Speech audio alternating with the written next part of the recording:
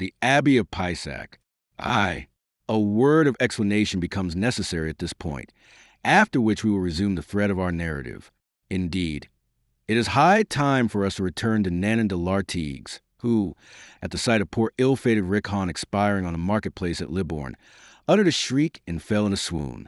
Nanan, however, as our readers must ere this have discovered, was not a woman of a weak and shrinking temperament. Despite her slender stature, she had borne long and bitter sorrows, had endured crushing fatigue, and defied danger of the most appalling kind, and her sturdy, loving heart, of more than ordinary steadfastness, could bend as circumstances required, and rebound more stanch and courageous than ever after every fillip of destiny.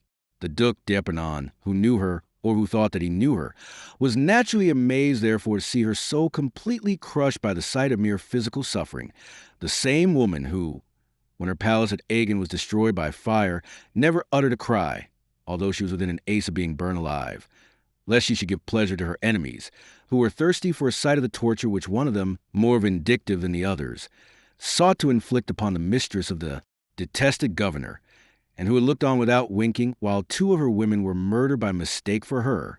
Nanan's swoon lasted 2 hours, and was followed by a frightful attack of hysteria, during which she could not speak, but could simply utter inarticulate shrieks. It became so serious that the Queen, who had sent message upon message to her, paid her a visit in person, and Monsieur de Mazarin insisted upon taking his place at her bedside to prescribe for her as her physician.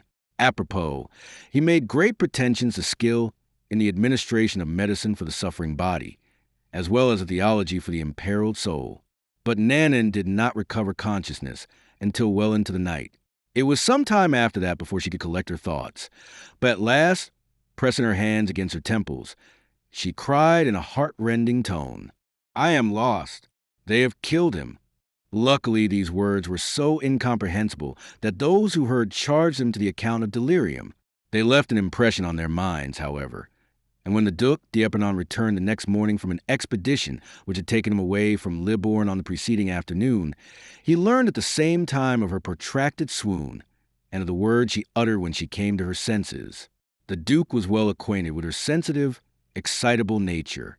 He realized that there was something more than delirium in her words, and hastened to her side. "My dear girl," he said to her as soon as they were left alone, "I know all that you have suffered in connection with the death of Rickon, whom they were so ill-advised as to hang in front of your windows." "Oh, yes. It was fearful. It was infamous."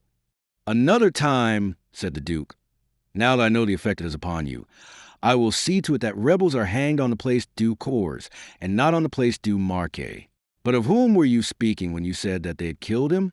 It couldn't have been Rickon, I fancy, for Rickon was never anything to you, not even a simple acquaintance." "Ah, is it you, Monsieur le Duc?" said Nanan, supporting herself on her elbow and seizing his arm. "Yes, it is I, and I am very glad that you recognize me, for that proves that you are getting better. But of whom were you speaking?" "Of him, Monsieur le Duc, of him," cried Nanan. "You have killed him. Oh, the poor boy. Dear heart, you frighten me." "What do you mean?" "I mean that you have killed him. Do you not understand, Monsieur le Duc?" "No, my dear," replied d'Epernon, trying to induce Nanan to speak by entering into the ideas her delirium suggested to her. "How can I have killed him, when I do not know him?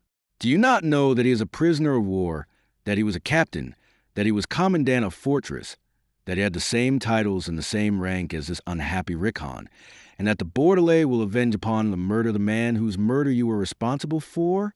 For it's of no use for you to pretend that it was done according to law. Monsieur le Duc, it was a downright murder." The Duke, completely unhorsed by this apostrophe, by the fire of flashing eyes, and by her nervous, energetic gestures, turned pale and beat his breast. "Oh, 'tis is true," he cried. "'Tis is true. Poor Quenouls. I had forgotten him. My poor brother." "My poor brother," cried Nanan, happy to be at liberty to give vent to her emotion, and bestowing upon her lover the title under which Monsieur d'Epernon knew him. "Mordieu, you are right," said the Duke, "and I have lost my wits. How in God's name could I have forgotten the poor fellow? But nothing is lost. They can hardly have heard the news at Bordeaux as yet, and it will take time to assemble the court-martial and to try him. Besides, they will hesitate. Did the queen hesitate? Nanan retorted, "But the queen is a queen. She has the power of life and death. They are rebels." "Alas," said Nanan, "that's an additional reason why they should not stand on ceremony. But what do you mean to do? Tell me." "I don't know yet, but rely on me." "Oh," cried Nanan, trying to rise. "If I have to go Bordeaux myself and surrender myself his place, he shall not die. Never fear, dear heart, this is my affair. I have caused the evil, and I will repair it on the honor of a gentleman. The queen still has some friends in the city, so do not you be disturbed." The Duke made her this promise from the bottom of his heart. Nanan read in his eyes determination, sincerity, and goodwill, and her joy was so overpowering that she seized his hands and said as she pressed them to her burning lips, "Oh, Monseigneur, if you succeed, how I will love you." The Duke was moved to tears. It was the first time that Nanan had ever spoken to him so expansively or made him such a promise.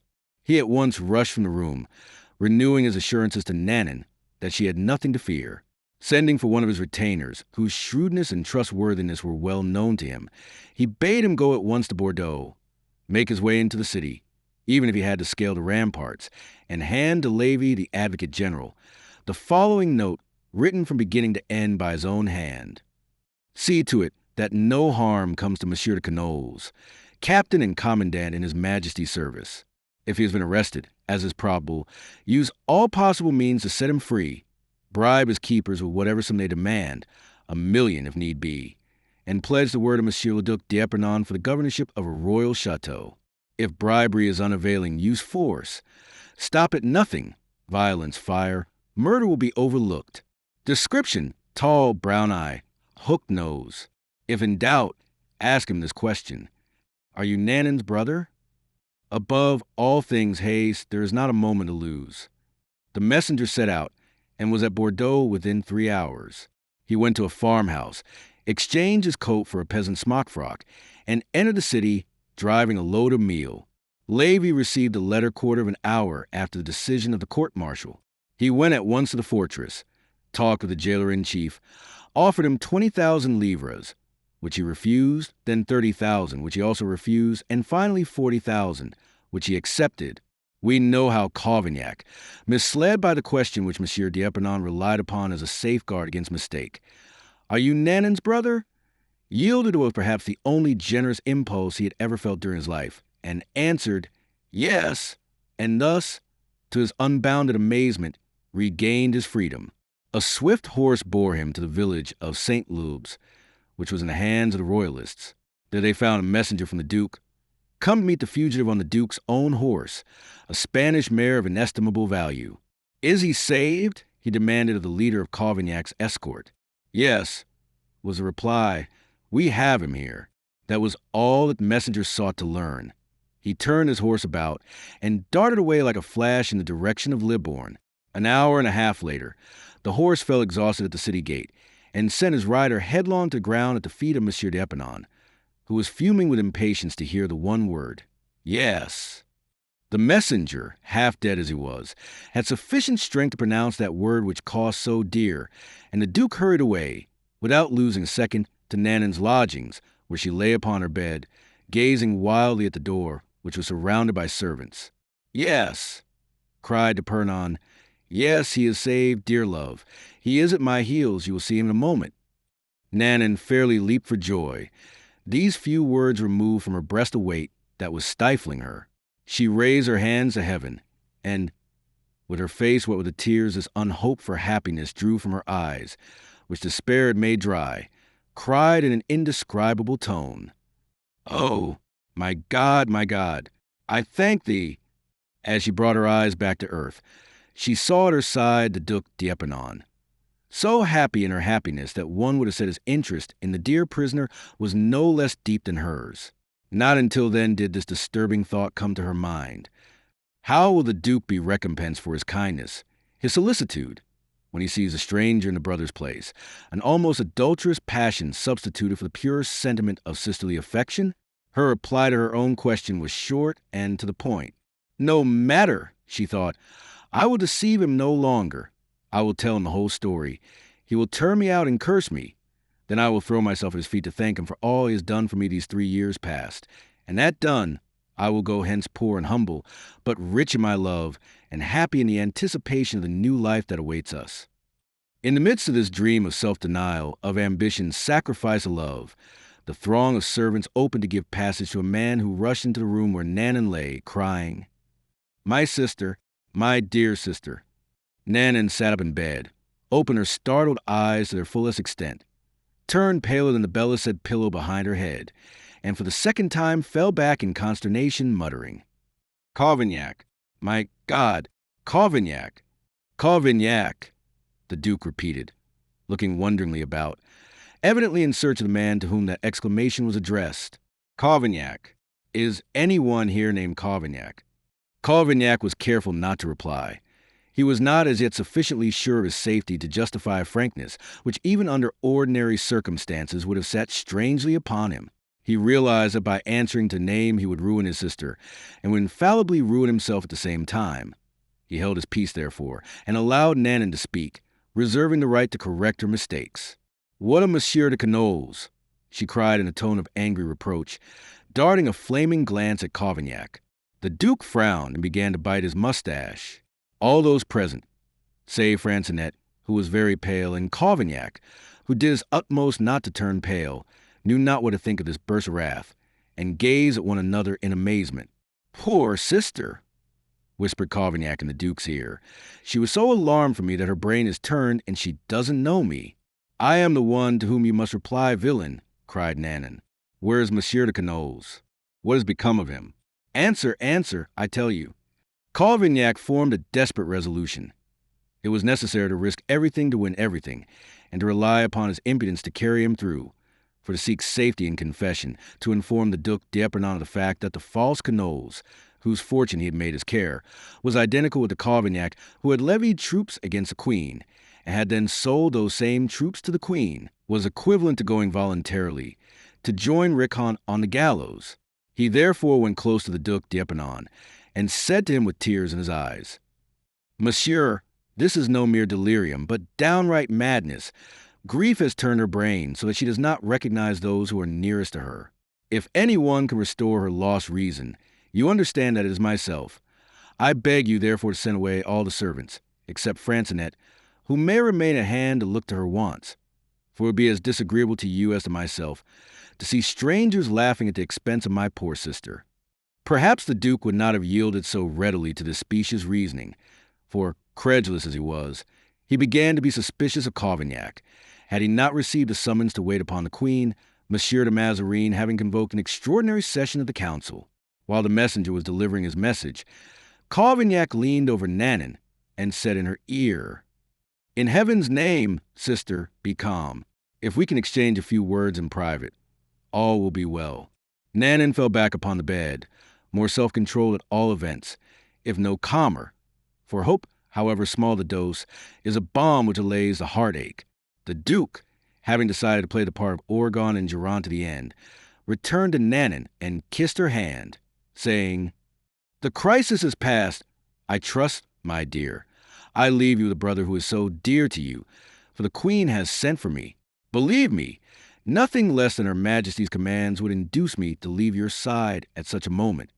Nanan felt that her strength was failing her. She could not answer the Duke, but simply looked at Cavaignac and pressed his hand as if to say, "Have you not deceived me, brother? May I really hope?" Cavaignac answered her pressure, and said to Monsieur d'Epernon, "Yes, Monsieur le Duc, the crisis seems to have passed, and my sister will soon realize that she is by her side a faithful and devoted heart, ready to undertake anything to make her happy." Nanan could restrain herself no longer. She burst out sobbing as if her heart would break, for so many things had combined to break her spirit that she was no longer anything more than an ordinary woman, weak, that is to say, and dependent upon tears to give vent to her emotion. The Duke left the room, shaking his head and commending Nanan to Cavaignac's care with an eloquent look. "Oh, how that man tortures me!" cried Nanan, as soon as his back was turned. "If he had remained a moment longer, I believe I should have died." Cavaignac raised his hand to bid her be silent. Then he put his ear to the door to make sure that the Duke had really gone. "Oh, what care I," cried Nanon, whether he listens or does not listen. You whispered 2 words in my ear to give me comfort. Tell me what you think, what you hope. Sister, replied Cavaignac, assuming a grave demeanor, which was by no means habitual with him, I will not tell you that I am sure of success, but I will repeat what I said before. I will do everything in the world to succeed. To succeed in what? Demanded Nanon. We understand one another this time, do we not? There is no ghastly practical joke between us. To succeed in saving the unfortunate Canolles. Nanon gazed at him with terrifying intensity. He is lost, is he not? Alas, was the reply. If you ask me for my honest, outspoken opinion, I admit that the prospect is dark. How indifferently he says it, cried Nanon. Do you know, wretch, what that man is to me?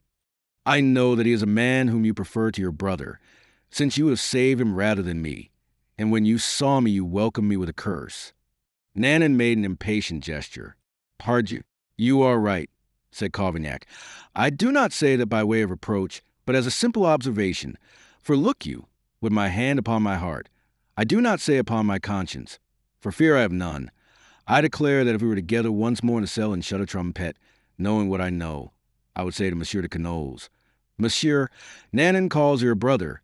It is you they seek, not I. And he would come to you in my place, and I would die in his. Then he is to die, cried Nanon in a burst of grief, which proves that in the best organized minds death never presents itself as a certainty, but always as a fear simply. Then he is to die. Sister, Cavaignac replied, this is all that I can tell you, and upon it we must base all that we do. In the 2 hours since I left Bordeaux, many things may have happened, but do not despair, for it is equally true that absolutely nothing at all may have happened. Here is an idea that has come into my head. Tell it me quickly. I have 100 men and my lieutenant within a league of Bordeaux. A sure man? Ferguson. Well, sister, whatever Monsieur de Bouillon may say, whatever Monsieur La Rochefoucauld may do, whatever Madame la Princesse may think, who deems herself a far greater captain than her 2 generals, I have an idea that, with my 100 men, half of whom I will sacrifice, I can make my way to Monsieur de Canolles. Oh, you deceive yourself, brother. You will never get to him. You will never get to him. But I will, morbleu, or I will die in the attempt. Alas, your death would prove your goodwill, but it would not save him. He is lost. He is lost. But I tell you no, even if I have to give myself up in his place, cried Cavaignac, in a burst of quasi-generosity that surprised himself. Give yourself up. Yes, to be sure, for no one has any reason to hate Monsieur de Canolles. On the other hand, everyone loves him, while I am universally detested. Why should you be detested? For the simplest of reasons, because I have the honor to be bound to you by the closest ties of blood. Forgive me, my dear sister, but what I say is extremely flattering to a good royalist. Wait a moment, said Nanon, putting her finger on her lips. I am listening. You say that I am bitterly detested by the people of Bordeaux? Why? They fairly execrate you. Is it so? Said Nanon with a smile half pensive, half joyous. I did not think I was telling you something that would be so agreeable to you to hear.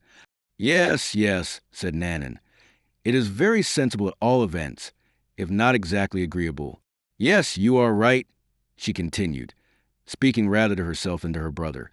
They do not hate Monsieur de Canolles, nor do they hate you. Wait. She rose, threw a long silk cloak about her lithe and graceful form, and, sitting at her table, hastily wrote a few lines, which Cavaignac, as he watched the flush that mounted to her brow, and the heaving of her bosom, judged to be of great moment. Take this, said she, sealing the letter, and ride alone to Bordeaux, without soldiers or escort. There is a mare in the stable that can do the distance in an hour. Bide as fast as she will carry you. Deliver this letter to Madame la Princesse, and Monsieur de Canolles is saved. Cavaignac looked at his sister in open-mouthed amazement, but he knew how clear-sighted she was, and wasted no time criticizing her instructions. He hurried to the stable, leaped upon the horse she had described, and half an hour thereafter was more than halfway to Bordeaux. Nanon, as soon as she saw him from her window galloping away, knelt atheist as she was, and repeated a short prayer, after which she bestowed her money and jewels in a casket, ordered a carriage, and bade Francenet array her in her most splendid garments. 2. Save the neighborhood of the Esplanade, whither everybody was hurrying. The city of Bordeaux seemed deserted. In the streets which lay at a distance from that favored quarter, there was no sound save the tread of patrol or the terrified voice of some old woman as she closed and locked her door. But in the direction of the Esplanade there was a dull, continuous murmur as of waves beating upon a distant shore. Madame la Princesse had finished her correspondence and had sent word to Monsieur le Duc de la Rochefoucauld that she would receive him. At the princess's feet, crouching upon a rug and studying with the keenest anxiety her face and her humor, was Claire, evidently awaiting a moment when she might speak without annoying her. But her enforced patience, her studied calmness were belied by the nervous movements of the fingers with which she was folding and crumpling a handkerchief. 77 signatures, cried the princess. It's not all pleasure, you see, Claire, to play at being queen. Indeed it is, madam, for in taking the queen's place you assumed her most gracious prerogative, that of being merciful. And that of punishing, Claire, rejoined the princess proudly, for one of the 77 signatures was written at the foot of a death warrant. And the 78th will be at the foot of a pardon, will it not, madam? Pleaded Claire.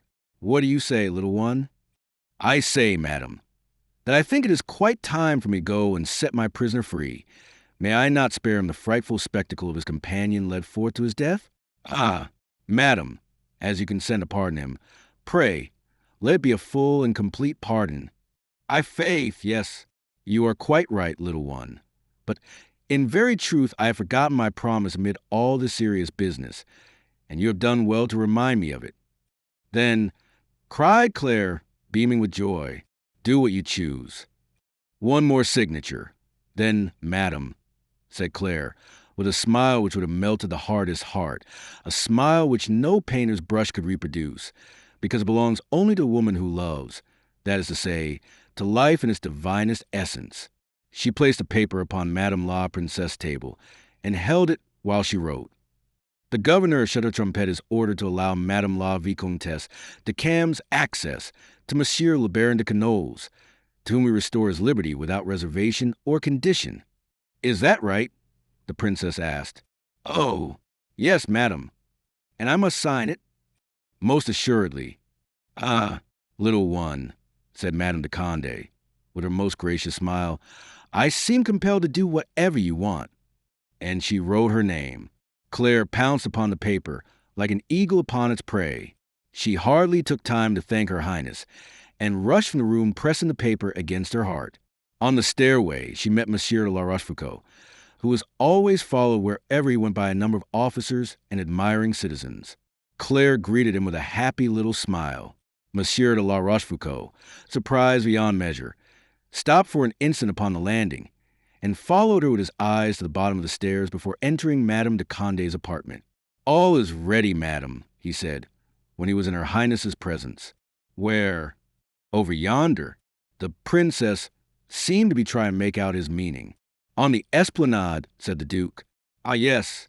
Very good. Rejoined the princess, affecting great calmness of manner, for she felt that he was looking at her, and so, notwithstanding her woman's nature, which inclined her to shudder, she listened to the voice of her dignity as leader of a great party, which bade her show no sign of weakness. If everything is ready, let the affair proceed. The Duke hesitated. Do you think it advisable that I should be present? Inquired the princess, with a tremor in her voice which she could not entirely repress, notwithstanding her self-control.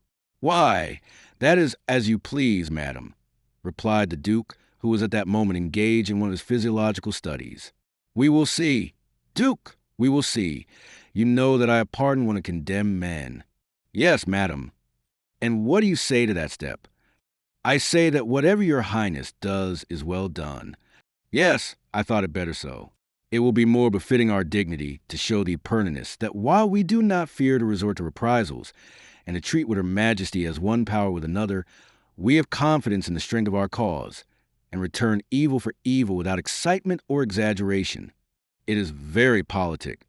Is it not, Duke? Rejoined the princess, seeking to gather La Rochefoucauld's real meaning from his tone and manner.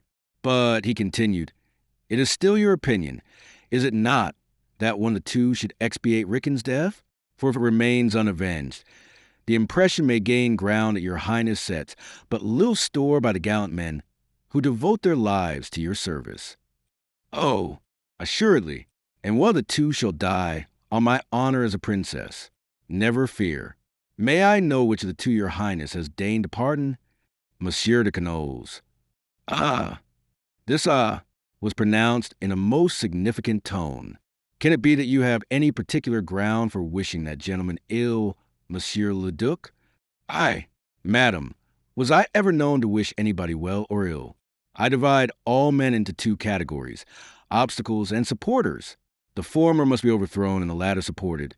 So long as they support us, that is my policy, madam, and I might almost say my whole moral code. What infernal scheme is he concocting, and what is he driving at? Muttered Lennet. He acted as if he detested poor Canolles. Well, the Duke continued, if your highness has no other orders to give me. No, Monsieur le Duc. I will take leave of your highness. Is it to be tonight? In quarter of an hour. Lennet made ready to follow the Duke. Are you going to see the spectacle, Lennet? The princess asked him. Oh, no, madam. I am not addicted to violent emotion, as you know. I will content myself with going halfway. That is to say, as far as a prison, to witness the touching picture of poor Canolles restored to freedom by the woman he loves. The Duke made a wry face. Lennet shrugged his shoulders, and the solemn procession left the palace to go to the prison. Madame de Cams had traversed the distance in less than 5 minutes. She showed the order to the sentinel at the drawbridge, then to the doorkeeper at the prison, and asked to see the governor. The governor scrutinized the order with the inexpressive eye characteristic of prison governors, which never lights up at sight of a death warrant or pardon, recognized the signature and seal of Madame de Condé, saluted the messenger, and said, turning to the door, call the lieutenant. Then he motioned to Madame de Cams to be seated, but her excitement and impatience were too intense to allow her to be at rest, and she remained on her feet. The governor thought it incumbent upon him to speak to her. You know Monsieur de Canolles? He said in the same tone in which he would have asked what the weather was. Oh, yes, monsieur, was the reply. He is your brother, mayhap, madam? No, monsieur. A friend. He is my fiancé, said Madame de Cams, hoping that this confession would induce the governor to hasten the discharge of the prisoner. He rejoined in the same tone. I congratulate you, madam. Having no further questions to ask, he relapsed into immobility and silence. The lieutenant entered. Monsieur Thordmont, said the governor, call the chief turnkey, and see that Monsieur de Canolles is set at liberty. Here is the order for his discharge. The lieutenant bowed and took the paper. Do you wish to wait here? The governor asked. Am I not permitted to accompany monsieur? Yes, madam. Then I will do so. You understand, I wish to be the first to tell him that his life is saved. Go then, madam, and receive the assurance of my respect. Madame de Cams made a hasty courtesy to the governor and followed the lieutenant. He was the same officer who had talked with Canolles and with Cavaignac, and he went about the duty assigned him with the zeal born of sympathy. In a moment he and Madame de Cams were in the courtyard. The chief turnkey, cried the lieutenant. He will be here in an instant, madam. Have no fear, he added. The second turnkey appeared. Monsieur le lieutenant, said he, the turnkey-in-chief cannot be found. We have sought in vain for him. Oh, monsieur, cried Claire, does this mean further delay? No, madam. The order is explicit. Be calm. Madame de Cams thanked him with one of those glances which none but women and angels have to give. You have duplicate keys to all the cells? Asked Monsieur d'Ormont. Yes, monsieur. Open Monsieur de Canolles' door. Monsieur de Canolles, number 2? Yes, number 2. Open at once. By the way, I believe they are both together in there, said the turnkey. You can choose the best looking. Jailers in all ages have been facetious. But Madame de Cams was too happy to take offense at the heartless pleasantry.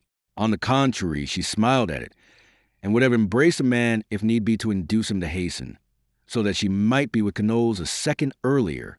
At last the door was opened. Canolles, who had heard steps in the corridor and recognized the Viscountess's voice, threw himself into her arms, and she, forgetting that he was neither her husband or her lover, strained him to her heart with all her strength. The peril that had threatened him, the eternal separation to which they had come so close, purified everything. "Well, my dear," said she, radiant with joy and pride, "you see that I kept my word. I have obtained your pardon as I promised. I have come to fetch you, and we are going away." Even as she spoke, she was dragging him toward the corridor. "Monsieur," said the lieutenant, "you may well devote your whole life to Madame, for you certainly owe it to her." Quenouille made no reply, but his eyes gazed fondly at the saving angel, and his hand pressed the hand of the loving woman. "Oh, do not hasten so," said the lieutenant with a smile. "It is all over, and you are free, so take time to open your wings." But Madame de Cam's, paying no heed to these words of good cheer, continued to drag Quenouille through the corridors. Quenouille let her have her will, exchanging friendly signs with the lieutenant. They reached the staircase and descended the stairs as if they were provided with the wings of which the lieutenant had spoken. At last they stood in the courtyard. One more door, and the atmosphere of the prison would cease to oppress their long-suffering hearts. That last door was finally thrown open. But on the other side, the drawbridge was thronged with a troop of gentlemen, archers, and guards. They were Monsieur de la Rochefoucauld and his acolytes. Without knowing why, Madame de Cam shuddered. Some evil thing had befallen her every time that man had come in her path. As to Quenouille, if he experienced any emotion whatever, no trace of it appeared upon his features. The Duke saluted Madame de Cam's and Quenouille, and even paused to offer his congratulations. Then he made a sign to his followers, and they made way for the lovers to pass. Suddenly a voice was heard at the far end of the courtyard, inside the prison. "Number 1 is empty. The other prisoner is not in his cell. I have searched everywhere and cannot find him." These words sent a thrill of excitement through all who heard them. The Duc de la Rochefoucauld started, and unable to restrain his first impulse, put out his hand as if to stop Quenouille. Claire saw the movement, and every vestige of color fled from her cheeks. "Come, come," said she, "let us make haste." "Pardon me, madam," said the Duke, "but I must ask you to be patient for a moment. Give us time, if you please, to clear up this mistake. It will be a matter of a moment only, I promise you." He made another sign to his followers, and the passage was closed. Quenouille looked at Claire, at the Duke, at the point whence the voice came, and he too turned pale. "But why should I wait, monsieur?" demanded Claire. "Madame la Princesse de Condé signed the order for Monsieur de Quenouille to be set free. Here is the order, and his name is specifically mentioned. Look, I beg you." "Certainly, madam. It is as you say, and I do not assume to deny the validity of the order. It will be as effectual a moment hence as now. Be patient, therefore. I have sent a person to investigate who will very soon return." "But how does that concern us?" Claire persisted. "What connection is there between Monsieur de Quenouille and the prisoner in number 1? "Monsieur le Duc," said the captain of the guards, whom the Duke had sent to make inquiries. "We have searched for the other prisoner to no purpose. He cannot be found, and the chief turnkey has also disappeared. His child, whom we questioned, says that his father and the prisoner went out together by the secret door that opens on the river." "Oh ho!" ejaculated the Duke. "Do you know anything of this, Monsieur de Quenouille? An escape?" At these words the whole truth flashed upon Quenouille in an instant. He understood that it was Nanon who was watching over him, that it was he whom the jailer had come to seek, that it was he for whom the designation of Madame de Lartigue's brother was intended, that Carvignac had unwittingly taken his place, and found freedom where he thought to find death. All these thoughts rushed into his mind at the same moment. He put his hands to his head and staggered, and only recovered himself when he saw that the Viscountess was trembling and gasping for breath at his side. Not one of these involuntary tokens of alarm escaped the Duke. "Close the doors," he shouted. "Monsieur de Quenouille, be kind enough to remain. This affair must be investigated, as you will understand." "But, Monsieur le Duc," cried poor Claire, "you do not presume, I trust, to act in opposition to an order of Madame la Princesse." "No, madam," said the Duke, "but I conceive it to be most important that she should be informed of what has taken place. I will not say to you. I will go to her myself. You might believe it to be my purpose to influence our august mistress, but I will say, do you go, madam, for you know better than anyone how to solicit Madame de Condé's clemency." Lennet made an almost imperceptible sign to Claire. "Oh, I will not leave him," she cried, convulsively pressing the young man's arm. "I will go to her highness," said Lennet. "Do you come with me, Captain, or come yourself, Monsieur le Duc?" "So be it, I will go with you. Monsieur le Capitaine will remain here and continue the search in our absence. Perhaps the other prisoner may be found." As if to enforce the latter portion of his sentence, La Rochefoucauld said a few words in the officer's ear, then took his departure with Lennet. At the same time, the Viscountess and Quenouille were forced back into the courtyard by the crowd of horsemen in attendance upon Monsieur La Rochefoucauld, and the door clanged behind them. During the last 10 minutes, the scene had taken on a character of such gravity and solemnity that all those who witnessed it stood by, pale-faced and silent, exchanging glances of deep meaning, and gazing at Quenouille and Claire as if to read in their eyes which of the two was suffering the more. Quenouille realized that it was for him to find courage for both. His demeanor was grave but most affectionate to his weeping companion, who clung to him, red-eyed and hardly able to stand, drew him closer to her side, smiled upon him with an expression of heartbreaking affection, and shuddered as she looked about upon that throng of men, seeking in vain one friendly face. The captain, who had received his instructions from the Duke, spoke in a low tone to his officers. Quenouille, whose glance was keen, and whose ear was quick to hear the slightest hint that tended to change his suspicion to certainty, heard him, despite the care he took to speak as low as possible, utter these words: "We must devise some means of sending away that poor woman." He tried thereupon to release his arm from the caressing grasp that detained it. Claire divined his purpose and clung to him with all her strength. "You must continue your search," she cried. "Perhaps they have not searched thoroughly, and the man will yet be found. Let us all search. It is not possible that he has escaped. Why should not Monsieur de Quenouille have escaped with him? Come, Monsieur le Capitaine, order them to continue the search. I entreat you. They have searched, madam, and are searching at this moment. The jailer is well aware that his head will pay the penalty if he doesn't produce his prisoner, so that his interest alone would lead him to make a most thorough search." "Mon Dieu," murmured Claire, "and Monsieur Lennet does not return." "Patience, dear heart, patience," said Quenouille, in the soothing tone in which one speaks to children. "Monsieur Lennet has but just gone. He has barely had time to reach Madame la Princesse. Give him time to explain matters to her, and then to return with her reply." He gently pressed her hand as he spoke. Then, noticing that the captain of the guards was gazing at him intently and with evident impatience, he said to him, "Do you wish to speak with me, Captain?" "Yes, monsieur," he replied, for the unremitting scrutiny of the Viscountess kept him on the rack. "Monsieur," she cried, "take us to Madame la Princesse, I implore you. What difference can it make to you? As well take us to her as leave us here in suspense. She will see him, monsieur. She will see me. I will speak to her, and she will renew her promise." "That is an excellent idea of yours, madam," said the officer, seizing hastily upon the suggestion. "Go to her yourself. Go! You have every chance of success." "What do you say to it, Baron?" the Viscountess asked. "Do you think it will be well? You would not deceive me. What ought I to do?" "Go, madam," said Quenouille with a mighty effort. The Viscountess dropped his arm, walked away a few steps, then ran back to him. "Oh, no, no," said she, "I will not leave him." At that moment the outer door opened. "Ah, God be praised," she cried. "Here are Monsieur Lennet and Monsieur le Duc." Behind Monsieur de la Rochefoucauld, with his sphinx-like face, came Lennet with sorrowful countenance and trembling hands. At the first glance he exchanged with the counselor, Quenouille saw that there was no hope for him, that his doom was sealed. "What have you to tell?" demanded Claire, rushing impetuously to meet Lennet and dragging Quenouille with her.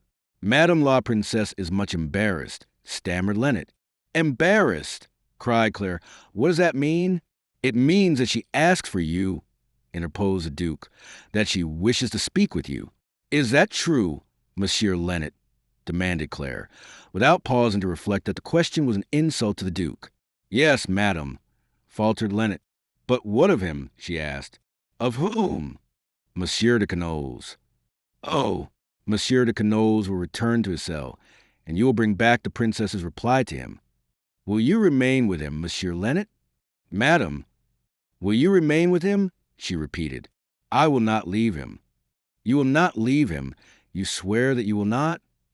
My God, muttered Lennet, gazing from the man who awaited his sentence to the woman whose death one word from his mouth might cause. My God, since one of the two is doomed, give me strength to save the other. You will not swear, Monsieur Lennet. I swear, replied the counselor, putting his hand to his heart. Thanks, monsieur, said Quenouille beneath his breath. I understand you to go, madam, he added, turning to the Viscountess. You see that between Monsieur Lennet and Monsieur le Duc I am in no danger. Do not let her go without embracing her, said Lennet. Quenouille's brow was bedewed with icy sweat. A sort of mist came before his eyes.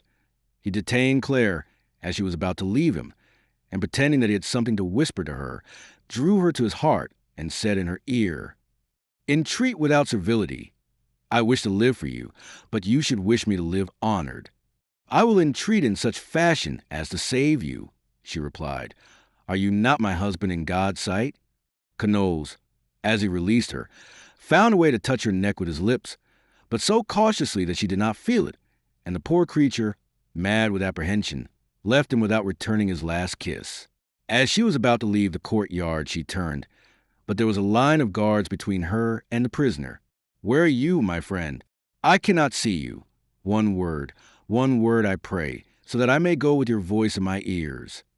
Go, Claire, said Quenouille. I await your return. Go, madam, said a kind-hearted officer. The sooner you go, the sooner you will return. Monsieur Lennet, dear Monsieur Lennet, cried Claire's voice in the distance, I rely upon you. You will answer to me for him. And the door closed behind her. Good, muttered the philosophical Duke. That was not over-pleasant, but at last we are in the realm of the possible once more. 3. As soon as the Viscountess had disappeared and her voice had died away in the distance, the gate having been closed behind her, the circle of officers drew closer around Quenouille, and two men of sinister mien, suddenly appearing as if they had sprung from the ground, approached the Duke and humbly awaited his commands. The Duke simply pointed to the prisoner. He himself drew near to him and said, with his customary glacial courtesy, Monsieur, you doubtless understand that the departure of your companion in misfortune renders you liable to the penalty which was to be inflicted upon him. Yes, monsieur, replied Quenouille. I suspected as much, but there is one thing of which I am perfectly certain, that Madame la Princesse granted a pardon to me by name. I saw, and you yourself might have seen just now, the order for my release in the hands of Madame la Vicomtesse de Cams. It is true, monsieur, said the Duke, but Madame la Princesse could not have anticipated the present state of affairs. I am to understand, then, that Madame la Princesse recalls her signature? Yes, replied the Duke.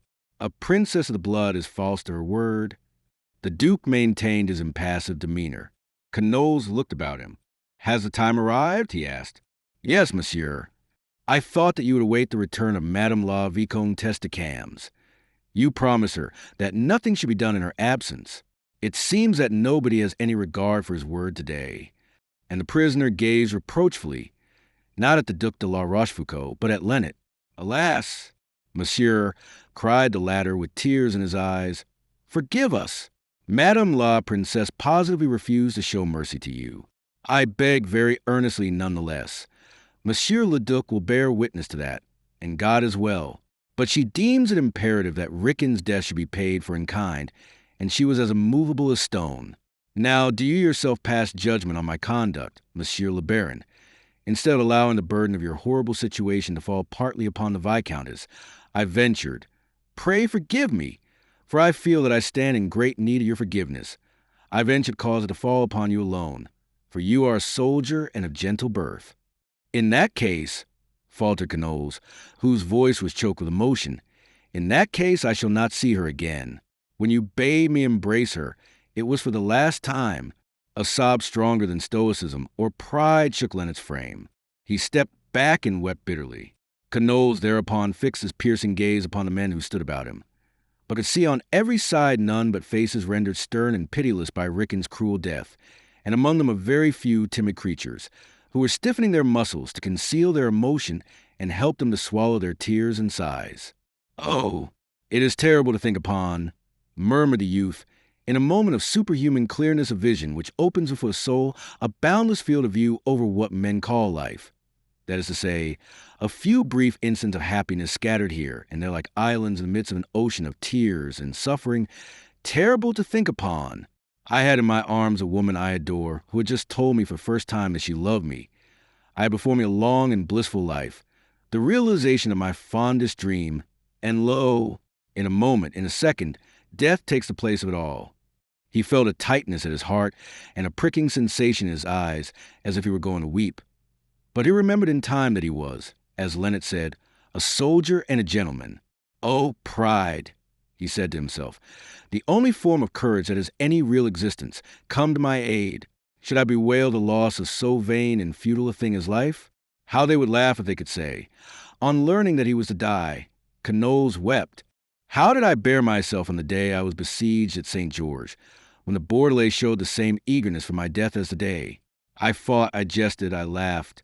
Very good, by the heaven above, which hears my words and is mayhap dealing wrongfully with me, by the devil who is struggling at this moment with my good angel, I will bear myself today as I bore myself on that day, and if I no longer fight, I will at least continue to jest, and will laugh on to the end. At once his face became calm, as if all emotion had vanished from his heart. He passed his hand through his beautiful black hair, and walked up to Monsieur de la Rochefoucauld and Leonard with a smile upon his lips. Messrs, said he, as you know, one requires time to become accustomed to everything in this world, which is so filled with strange and unexpected events. I have taken, and I did wrong not to ask your leave to take, a moment to accustom myself to the thought of death. If it was too long a time, I ask your pardon for compelling you to wait. Profound astonishment was depicted on the faces of all the bystanders, and the prisoner was aware that that feeling soon gave place to admiration. His strength was increased tenfold by his consciousness of that sentiment, so honorable to him. Whenever you are ready, messrs, said he, I am waiting for you now. The Duke, dumbfounded for an instant, at once resumed his usual phlegmatic demeanor and gave the signal. Thereupon the gates were opened, and the procession made ready to set out. One moment, cried Leonard, to gain time. One moment, Monsieur le Duc. We are escorting Monsieur de Knowles to his death, are we not? The Duke made a gesture of surprise, and Knowles looked wonderingly at Leonard. Why, yes, said the Duke. Very good, rejoined Leonard. In that case the gallant gentleman cannot do without a confessor. Pardon me, monsieur, interposed Knowles. I can do without one perfectly well. How so? Leonard asked, making signs to the prisoner which he would not understand. Because I am a Huguenot, replied Knowles, and a zealous Huguenot, too, I promise you, if you wish to confer one last favor upon me. I pray you let me die as I am. Even as he repelled the suggestion, the young man made a gesture of gratitude, which proved that he perfectly understood Leonard's purpose. If there is no further cause for delay, let us be off, said the Duke. Make him confess. Make him confess, cried a few of the more vindictive bystanders. Knowles drew himself up to his full height, looked about him on all sides with a calm and confident glance, and said sternly to the Duke, Are we going to act like cowards, monsieur? Methinks that if any person has a right to follow out his desires, I, who am the hero of the fate, have that right. I refuse to see a confessor, but I demand the scaffold, and that at the earliest possible moment. 'Tis my turn to be weary of waiting. Silence, cried the Duke, turning to the crowd. When silence was restored in obedience to his potent voice and glance, he said to Knowles, Monsieur, you may do as you choose. Thanks, monsieur. In that case, let us go, and quickly, may we not? Leonard took Knowles' arm. On the contrary, let us go slowly, said he. Who knows? A reprieve, an occurrence that we cannot foresee, are among the possibilities. Go slowly. I implore you in the name of her who loves you, and who will weep so bitterly if we go too fast. Oh, do not speak to me of her, I entreat. All my courage vanishes at the thought that I am to be parted forever from her. But what am I saying? On the other hand, Monsieur Leonard, do speak of her. Tell me again and again that she loves me, and will always love me, and above all, that she will weep for me. Come, come, my dear unfortunate child, said Leonard. Do not give way to your feelings. Remember that these men are looking at you, and that they know not of whom we are speaking. Knowles proudly raised his head, and his hair fell in wavy black curls about his neck. By this time they were in the street. The light of many torches shone upon his calm and smiling face. He could hear women weeping, and there were some who said, "Poor Baron, so young and so fair." They marched along for some time in silence. Suddenly he exclaimed, "Oh, Monsieur Lennet, I would that I might see her once more." "Do you wish me to go in search of her and bring her to you?" asked Lennet, who had no longer any will of his own. "Oh, yes," whispered Knowles. "Very well, I will go, but you will kill her." "So much the better," whispered selfishness to the young man's heart. "If you kill her, she will never belong to another." But he overcame this last weakness as suddenly as it assailed him.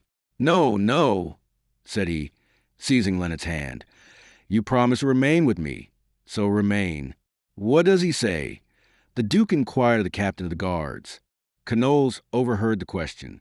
"I was saying, Monsieur le Duc," said he, "that I thought it was not so far from the prison to the esplanade." "Alas!" interposed Lennet, "do not complain of the distance, my poor boy, for we have arrived." As he spoke, the torch-bearers and the head of the procession disappeared around a street corner. Lennet pressed a young man's hand, then went up to the Duke, determined to make one last effort before they actually reached the place of execution. "Monsieur," said he, "once more I implore you for mercy. You will ruin our cause by executing Monsieur de Knowles." "On the contrary," retorted the Duke, "we prove that we deem it a just cause, as we do not fear to make reprisals. But reprisals can only be made between equals, Monsieur le Duc, and whatever you may say, the Queen will still be Queen, and we her subjects." "Let us not discuss such matters before Monsieur de Knowles," rejoined the Duke aloud. "Surely you can see the impropriety." "Do not speak of mercy before Monsieur le Duc," retorted Knowles. "Surely you can see that his coup d'etat is in process of accomplishment. Do not annoy him for so small a matter." The Duke made no reply, but his compressed lips and his ironical glance showed that the blow had struck home. Meanwhile, they had not ceased to go forward, and Knowles now found himself at the entrance to the esplanade.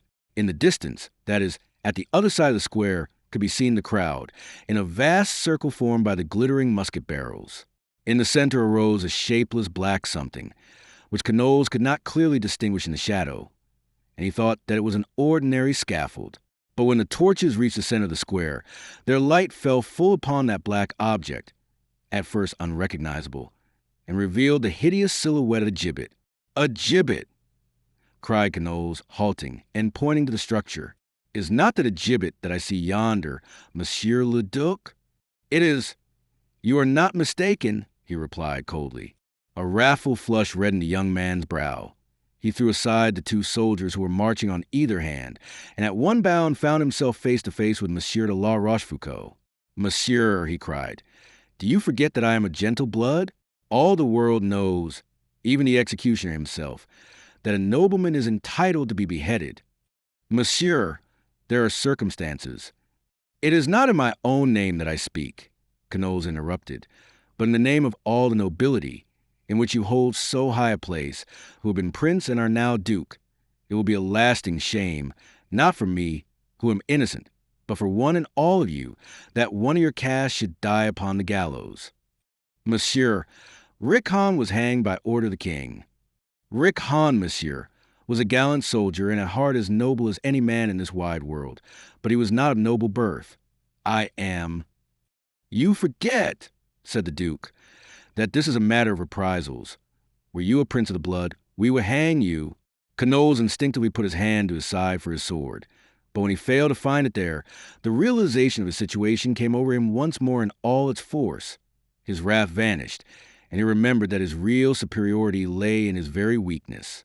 "Monsieur philosopher," said he, "woe to those who resort to reprisals, and woe thrice over to those who, when they resort to them, lay aside all humanity. I did not plead for mercy, but justice. There are those who love me, monsieur. I emphasize the word, because I am aware that you yourself do not appreciate how one can love. Upon the hearts of those who love me you are about to impress forever, with the memory of my death, the dishonoring image of the gibbet. A sword thrust, I beseech you, or a musket ball. Give me your dagger that I may kill myself, and then you may hang my dead body, if it will give you any pleasure." "Rickon was hanged alive, monsieur," was the cold reply. "Be it so. Now listen to what I say. Some day some frightful misfortune will overtake you. When that day comes, you will remember that it is punishment from on high. For my own part, I die with a firm conviction that my death is your work." Thereupon Knowles, shuddering and pale, but filled with exalted courage, approached the gallows and stood, proud and disdainful, facing the populace, with his foot upon the first step of the ladder. "Now, executioner," said he, "do your duty." "There is only one," cried the crowd in amazement. "The other—" "Where is the other? We were promised two." "Ah, that is one thing that consoles me in a measure," said Knowles with a smile. "This amiable populace is not content with what you are doing for it. Do you hear what it says, Monsieur le Duc?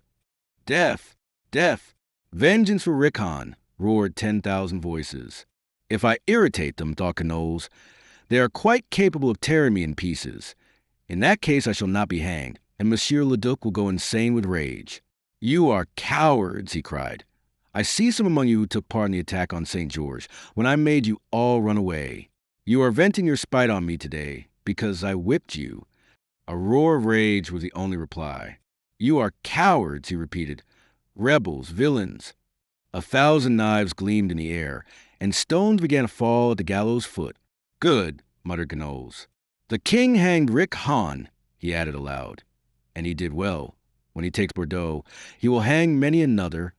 At these words the crowd rushed like a torrent toward the gallows, broke through the guards, overturned the palisades, and threw themselves, roaring like wild beasts, upon the prisoner. At a gesture from the Duke, one of the executioners raised Knowles by taking him under the arms, while the other adjusted a noose around his neck. Knowles felt the cord and redoubled his taunts and insults. If he wished to be killed in time, he had not a moment to lose. At that supreme moment, he looked around for the last time. He could see naught but naming eyes and threatening arms.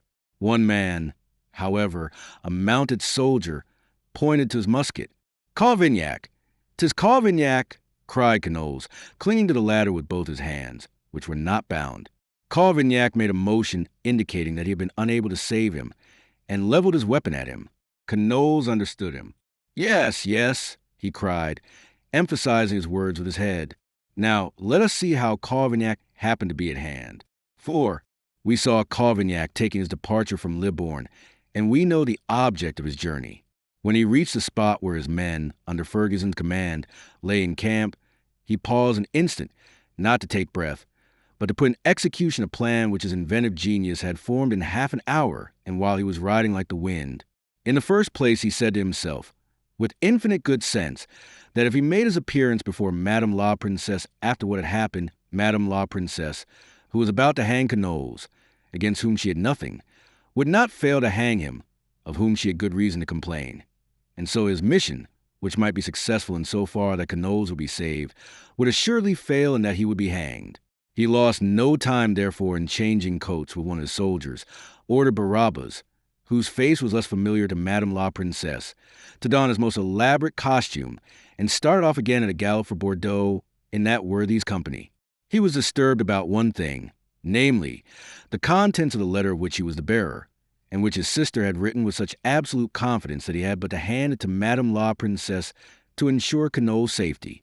His uneasiness on this point increased to such a degree that he resolved to read the letter and set his mind at rest, remarking to himself that a shrewd negotiator could never succeed in his negotiation unless he knew all the ins and outs of the matter in hand.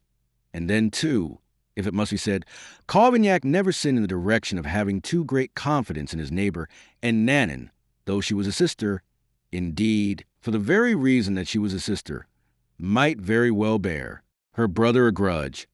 In the first place, because of the adventure of Jaulnay, and again because of his unforeseen escape from Chateau Trompette, and might be trusting chance to restore everything to its proper place. He therefore unsealed the letter. A very simple task, as it was sealed with bit of wax only, and experienced a very strange and painful sensation as he read what follows. Madame la Princesse, it seems that you must have an expiatory victim for poor Rickon's death. Do not, I pray you, take an innocent man, but take the real culprit. I do not wish that Monsieur de Knowles should die, For to put him to death would be to avenge assassination by murder. As you read this letter, I shall be within a league of Bordeaux with all that I possess. You will deliver me to the populace, who detest me, for they have already tried twice to take my life, and you will keep for yourself my wealth, which amounts to 2 millions. Oh, madam, I ask this favor of you upon my knees. I am in part the cause of this war. With my death the province will be pacified, and your highness will be triumphant. Madam, a reprieve for quarter of an hour. You need not release Canolles until you have me in your power. But then, upon your soul, you will let him go, will you not? And I shall be respectfully and gratefully yours. Nanon de l'Artigues. Having read the letter, Cavaignac was amazed beyond expression to find his heart swollen with emotion and his eyes moist. He sat motionless and silent as if he could not believe his eyes. Suddenly he cried, "It is true, then, that there are in the world hearts that are generous for mere pleasure of being generous. Morbleu, she shall see that I am as capable as another of being generous when the need arises." As they were at the gates of the city, he handed the letter to Barabbas, with these instructions simply: "To whatever is said to you, reply, on the king's business, nothing more, and deliver this letter into no hands but Madame la Princesse own." While Barabbas galloped away toward the princess's temporary domicile, Cavaignac rode in the direction of Chateau Trompette. Barabbas met with no obstacle. The streets were empty. The city seemed deserted, for everybody had gone to the esplanade. At the palace gate the sentries undertook to forbid his passage. But as Cavaignac bade him do, he waved his letter, crying, "On the king's business, on the king's business." The sentries took him for a messenger from the court, and raised their halberds, and Barabbas entered the palace without further hindrance. If the reader will take the trouble to remember, this was not the first time that Master Cavaignac's worthy lieutenant had had the honor of appearing in Madame de Condé's presence. He alighted, and as he knew the road, darted rapidly up the staircase, passed through the crowd of startled servants, and made his way into the princess's suite. There he halted, for he found himself face to face with a woman at whose feet another woman was kneeling. "Oh, Madame, mercy, in the name of heaven," the latter was saying. "Leave me, Claire," replied the princess. "Be reasonable. Remember that we have laid aside the emotions of womankind as well as the garments. We are Monsieur le Prince's lieutenants, and reasons of state control our actions." "Oh, madam, there are no such things as reasons of state for me," cried Claire, "nor political parties, nor opinions. For me there is nothing and nobody in the world but the man who is to leave it, and when he has left it, there will be naught for me but death. Claire, my child, I have already told you that it is impossible. They put Richness to death, and if we do not return like for like, we shall be dishonored." "Ah, madam, one is never dishonored for having pardoned. One is never dishonored for having made use of the prerogative which belongs only to the King of Heaven and the kings of earth. One word, madam, a single word. The poor boy is waiting." "Why, Claire, you are mad." "I tell you it is impossible." "But I told him that he was safe. I showed him his pardon signed by your own hand. I told him that I would return with your ratification of the pardon. I signed it on condition that the other was to die. Why did he allow the other to escape? He had absolutely no part in the escape. I give you my solemn word. Besides, the other may not have escaped. He may yet be found." "Very true. Beware," interposed Barabbas, who arrived at that moment. "Madam, they will take him away. The time is flying, madam. They will grow weary of waiting." "You are right, Claire," said the princess, "for I ordered that it should be all over at 11, and the clock is just striking 11. It must be all over." The Viscountess uttered a shriek of despair, and rose to her feet, to find herself face to face with Barabbas. "Who are you? What do you want?" she cried. "Have you come so soon to tell me of his death?" "No, madam," replied Barabbas, assuming his most affable expression. "On the contrary, I come to save him." "How so?" cried Claire. "Speak at once." "By handing this letter to Madame la Princesse." Claire put out her hand, snatched the letter from the messenger, and handed it to the princess. "I have no idea what there may be in this letter," said she, "but in heaven's name read it." The princess opened the letter and read it aloud, while Madame de Cams, turning paler at every line, devoured the words as they fell from her highness's lips. "From Nannan?" cried the princess when she had read it through. "Nannan is close by. Nannan gives herself up. Where is Lennet? Where is the Duke? Call a messenger, a messenger." "I am here, madam," said Barabbas, "ready to go wherever your highness would have me." "Go to the esplanade, to the place of execution, and bid them suspend operations. But no, they would not believe you," she added, and seizing her pen, wrote at the bottom of the letter, "Suspend," and handed it open to Barabbas, who rushed from a room. "Ah," murmured the Viscountess, "she loves him more dearly than I, and he will owe his life to her, wretched creature that I am."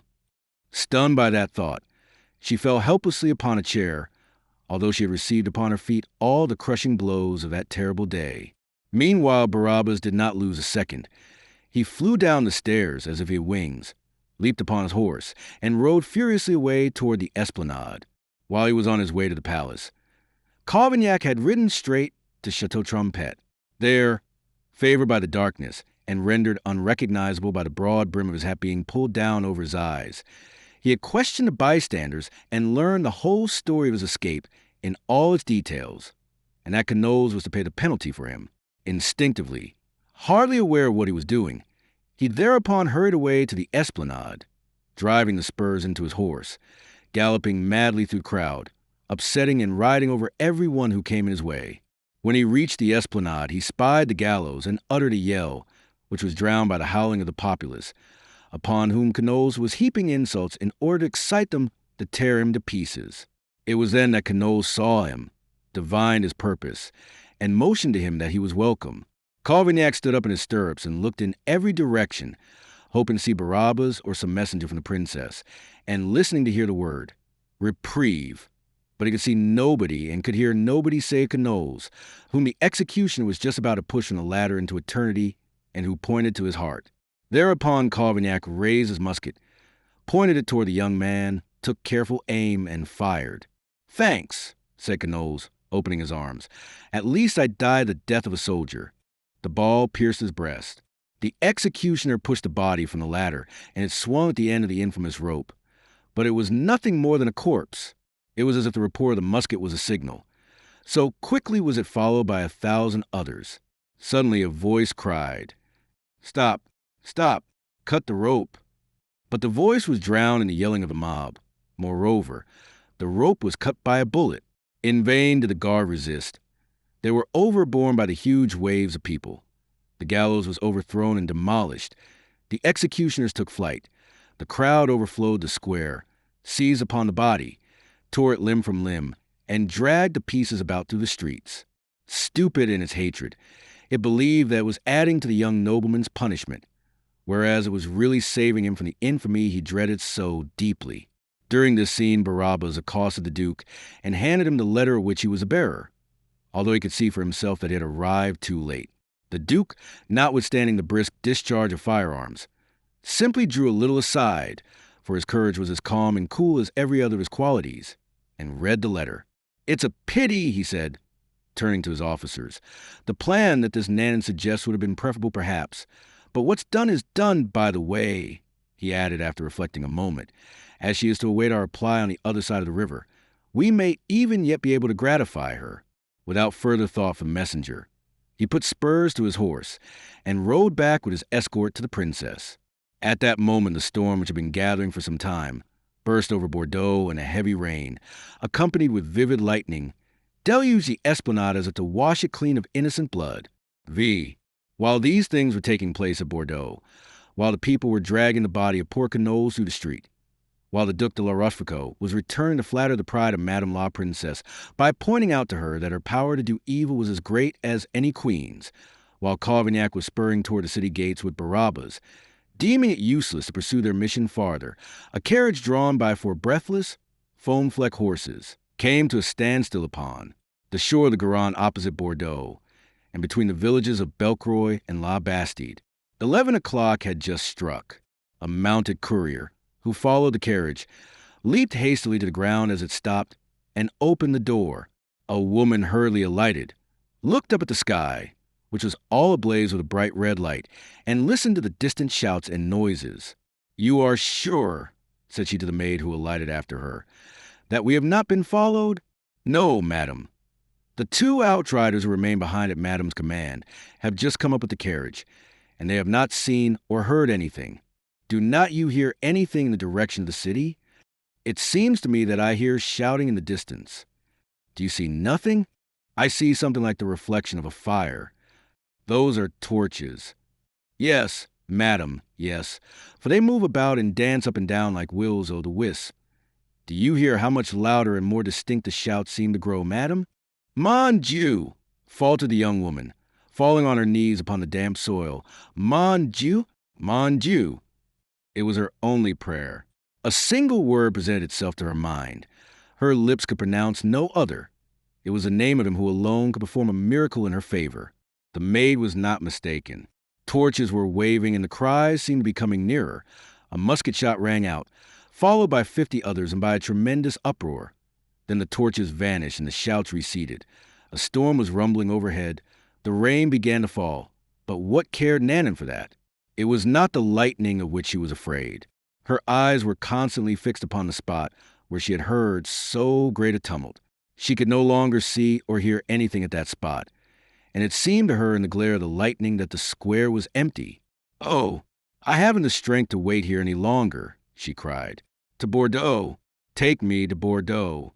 Suddenly she heard the sound of horses' footsteps rapidly approaching.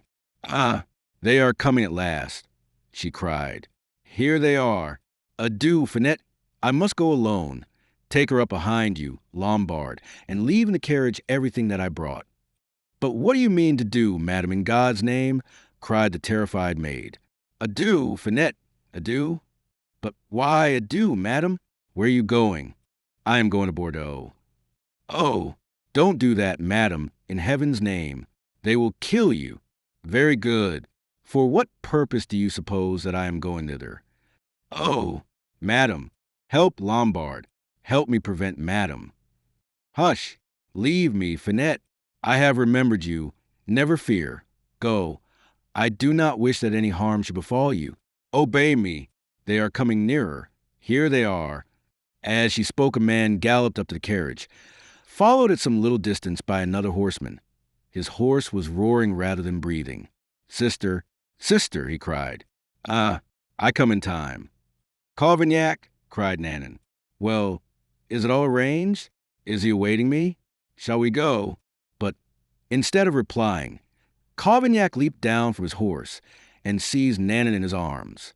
She allowed him to do as he pleased, with the stiff inertness of ghosts and fools.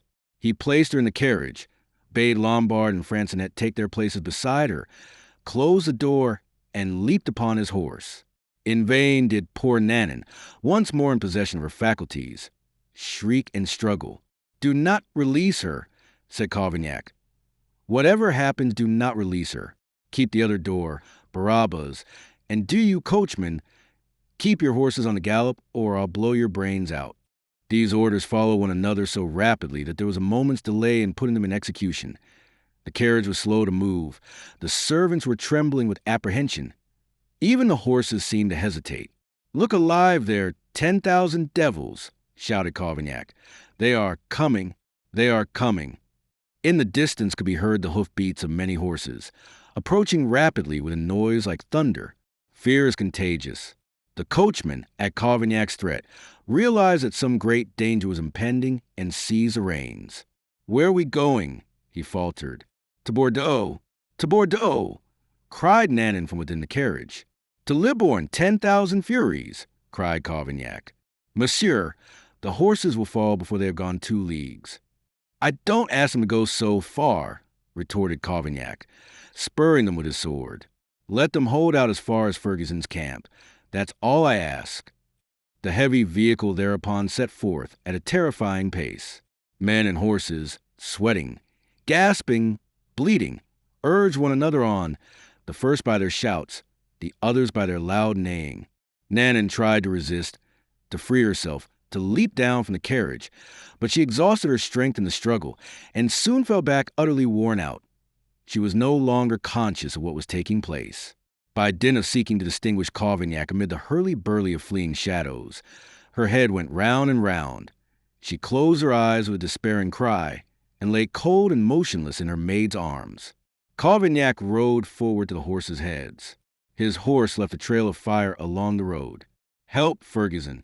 Help!" he cried. His call was answered by a cheer in the distance. "Demons of hell!" cried Cavaignac. "You are playing against me, but I believe, upon my soul, that you will lose again today. Ferguson! Ferguson! Help!" 2 or 3 musket shots rang out in their rear, and were answered by a general discharge from in front. The carriage came to a standstill. 2 of the horses fell from exhaustion, and a third was struck by a bullet. Ferguson and his men fell upon the troops of Monsieur de la Rochefoucauld, as they outnumbered them 3 to 1. The Bordelais soon found it hopeless to continue the struggle. They turned tail and fled, and victors and vanquished, pursuers and pursued, vanished in the darkness like a cloud driven by the wind. Cavaignac remained with the footmen, and Francinet beside the insensible Nanon. Luckily, they were within 100 yards of the village of Carbon Blanc. Cavaignac carried Nanon in his arms as far as the first house, and there, having given orders to bring up the carriage, placed his sister upon a bed, and, taking from his breast an object which Francinet could not distinguish, slipped it into the poor woman's clenched hand. The next morning, on awaking from what she thought at first was a frightful dream, Nanon put her hand to her face and felt something soft and silky caress her pale cheeks. It was a lock of Queneau's hair which Cavaignac had heroically rescued, at the peril of his life, from the Bordelais tigers. 6. For 8 days and nights Madame de Cam's lay tossing in delirium upon the bed to which she was carried, unconscious, upon learning the terrible news. Her women took care of her, but Pompey kept the door, no other than the old servant, as he knelt beside his unhappy mistress's bed, could awake in her a glimmer of reason. Numerous visitors besieged the door, but the faithful squire, as inflexible in carrying out his orders as an old soldier should be, courageously denied admission to all comers, at first from conviction that any visitor whatsoever would annoy his mistress, and subsequently by order of the physician, who feared the effect of too great excitement. Every morning Lennet presented himself at the door, but it was closed to him as to all others. Madame la Princesse herself appeared there with a large retinue, one day when she had been called upon poor Ricken's mother, who lived in a suburb of the city. It was her purpose, aside from her interest in the Viscountess, to show perfect impartiality.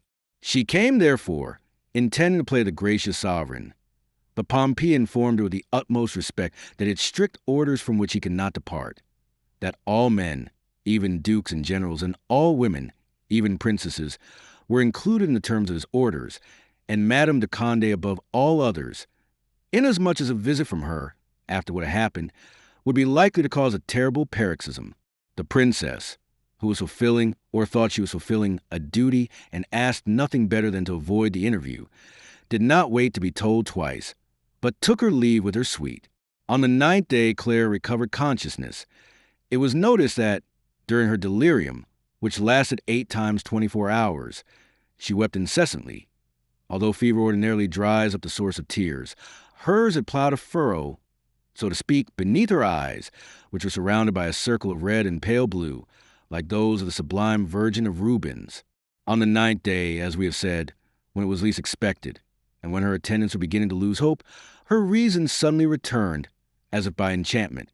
Her tears ceased to flow, her eyes gazed about upon her surroundings, and rested with a sad smile upon the maids who had cared for her so zealously, and upon Pompey who had so faithfully stood guard at her door.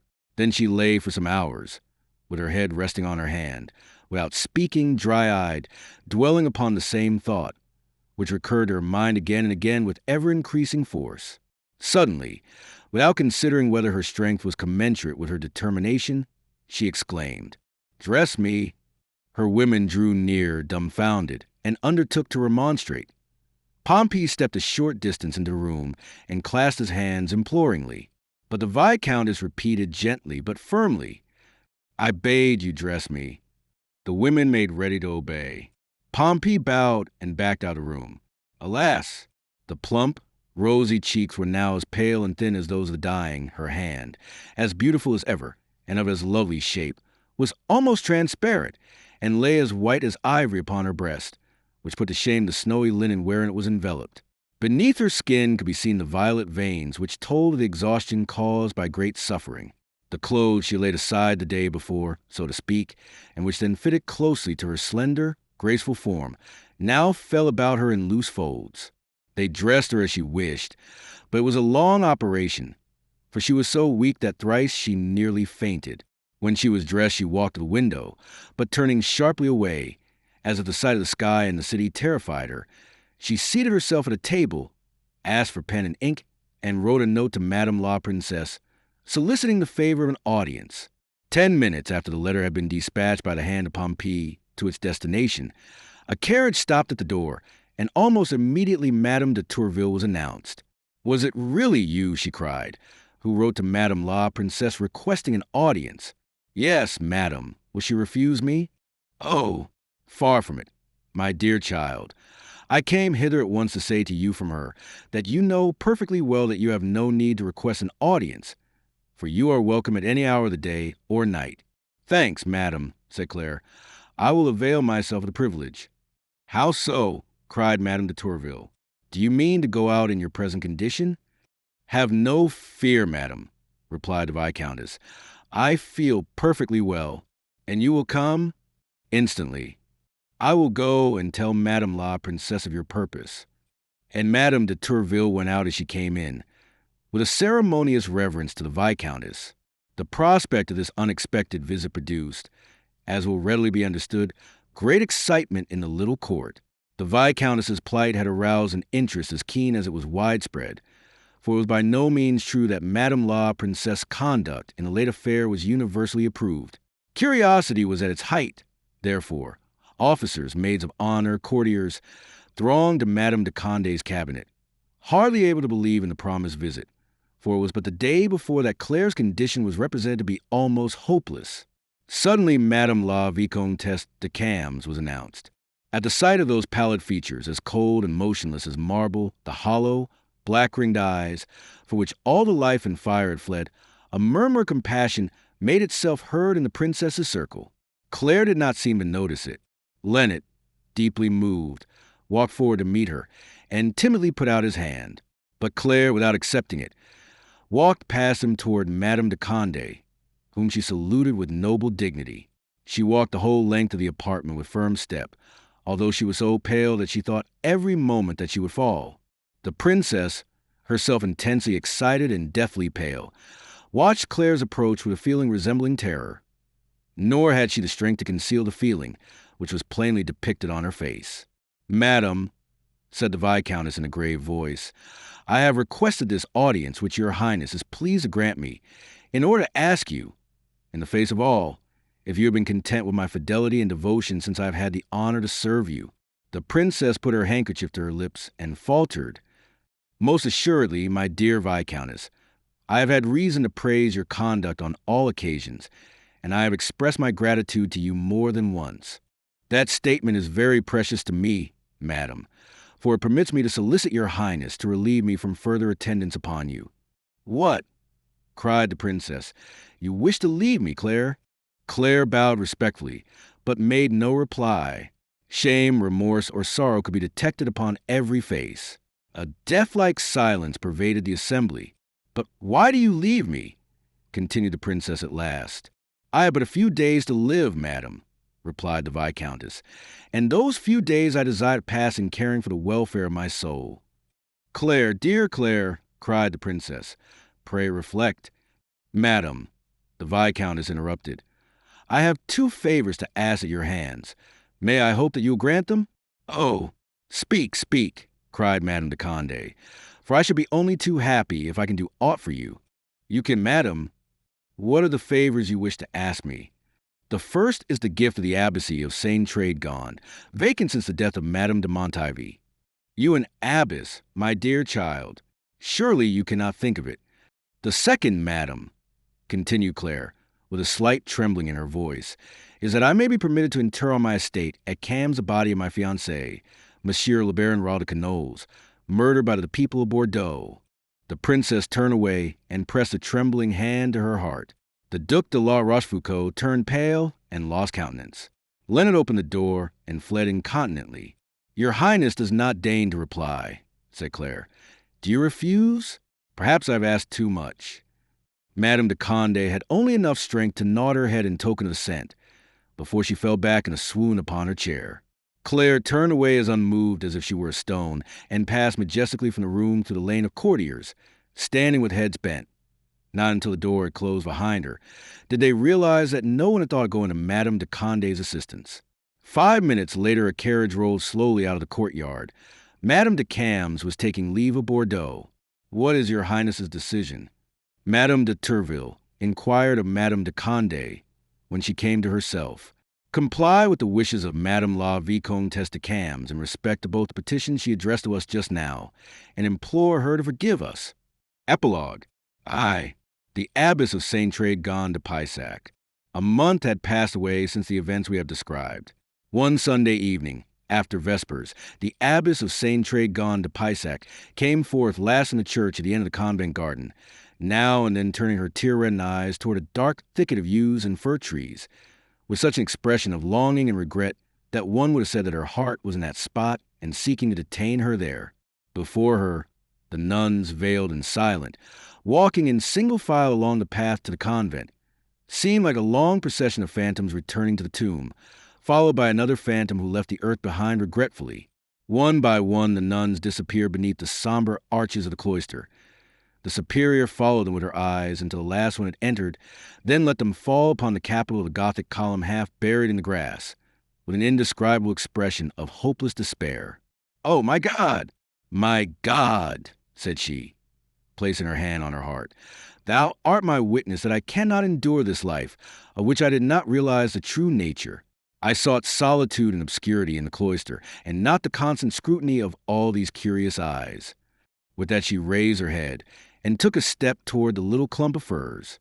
"After all," said she, "what matters the world to me? Since I denied it, the world has done me naught but injury. Society has been pitiless to me, and why should I concern myself with opinions? I, who have sought shelter with God and depend upon him alone? But perhaps God frowns upon this love which lives on in my heart and consumes it. In that case, may he either tear from my heart or tear my heart from my body." But no sooner had the poor desperate creature pronounced these words than, casting her eyes upon the gown she wore, she was horrified at the thought of the blasphemy of which she had been guilty. So out of harmony was it with her saintly costume. With her thin white hand she wiped away the tears that glistened on her eyelids, and, raising her eyes to heaven, consecrated her life to everlasting suffering in a single look. At that moment she heard a voice at her ear. It was the voice of the sister who kept the door of the convent. "Madam," said she, "there is a woman in the parlor who wishes to be allowed to speak to you. Her name? She refuses to tell it except to you. To what class in life does she seem to belong? 99. She seems a person of distinction." "Still society," murmured the abbess. "What answer shall I give her?" "That I await her coming." "Where, madam?" "Bring her hither. I will listen to her here in the garden, sitting upon this bench. I need the air. I stifle when I am indoors." The portress withdrew, to reappear a moment later, followed by a woman whom it was easy to recognize as a woman of distinction by her garments, which were handsome, although of somber hue. She was rather below the average height. Her rapid gait lacked something of nobility, perhaps, but her presence exhaled an indescribable charm. She carried on her arm a little ivory casket, whose polished whiteness contrasted sharply with the black satin of her jet-trimmed dress. "Madam," said the portress, "this is Madame la Supérieure." The abbess lowered her veil and turned toward the stranger, and as she saw that she kept her eyes turned upon the ground, and that she was deadly pale and trembling with emotion, she bestowed a kindly glance upon her and said, "You expressed a wish to speak with me, and I am ready to listen to you, my sister." "Madam," replied the stranger, "I have been so happy that in my pride I have thought that not even God himself could destroy my happiness. Today God has breathed upon it, and I feel that I must weep and repent I have come to seek shelter here, so that my sobs may be stifled by the thick walls of your convent, and that my tears, which trace a furrow upon my cheeks, may not make me a laughingstock to the world, so that God, who might seek me amid scenes of merrymaking, would find me weeping in the sanctuary, and praying contritely at its altar. Your heart is deeply wounded, I can see, for I too know what it is to suffer," replied the young superior. and in its agony the heart cannot clearly distinguish between what really is and what it desires. If solitude, mortification of the flesh, and a due penance are what you need, my sister, come to us and suffer with us. But if you seek a place where you can give vent freely to your grief and your despair, where no curious gaze will be fastened upon you, oh, madam, madam, fly from this place, and take refuge in your own room, where the world will see you much less than you will be seen here, and the hangings of your oratory will absorb the sound of your sobs much more effectively than the planks of our cells. And God, unless the enormity of your crimes have compelled him to turn his eyes away from you, will see you wherever you are. The stranger raised her head and gazed in profound amazement at the young abbess who talked in such an extraordinary strain. Why, madam, said she, should not all who suffer seek the Lord's help? And is not your establishment a consecrated station upon the way to heaven? There is but one path that leads to God, my sister, replied the nun, carried away by her despair. What do you regret? For what do you weep? What do you desire? Society has turned a cold shoulder upon you. Your friends are false to you. You lack money, or some transitory sorrow has made you a believer in everlasting misery. Am I not right? You are suffering at this moment, and you fancy that you will suffer always thus, even as, when one sees an open wound, one fancies that it will never close. But you are mistaken. Every wound that is not mortal will heal. So suffer on, and let your sorrow take its course. You will be cured, and then, if you are bound to us, suffering of another sort will begin, and that suffering will be in very truth unending, implacable, and past endurance. You will look out, through a barrier of brass, upon the world, to which you cannot return. Then you will curse the day when the door of this holy hostelry, which you take for a station on the road to heaven, closed upon you. This that I say to you is not in strict accordance with our rules, perhaps. I have not been abbess long enough to know them thoroughly. But 'tis in strict accord with the feelings of my heart, and it is what I see every hour, not, in my own case, thank God, but all about me. Oh, no, no, cried the stranger. The world is an end for me. I have lost everything that made the world attractive to me. No, madam, have no fear. I shall never regret it, never. I am sure I shall never regret it. Then the sorrow that afflicts you has a deeper source? Instead of an illusion, have you lost a reality? Have you been separated forever from a husband or child, or from a friend? Ah, then I pity you with all my heart, madam, for your heart is pierced from side to side, and your wound is incurable. In that case, come to us, madam. The Lord will comfort you.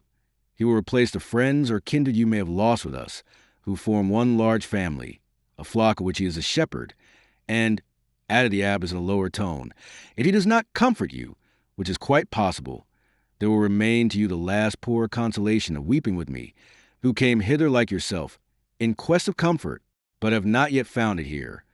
Alas, cried the stranger, was it such words as these that I hoped to hear? Is it thus that the unhappy are consoled? Madam, said the superior, putting out her hand as if to ward off the rebuke, do not speak of unhappiness before me. I know not who you may be. I know not what has happened to you. But you know nothing of unhappiness. Oh, cried the stranger, in an agonized tone which made the superior shudder. You do not know me, madam, for if you did know me, you would not speak so to me. Besides, you cannot fairly judge my suffering, for do that you must have suffered what I suffer.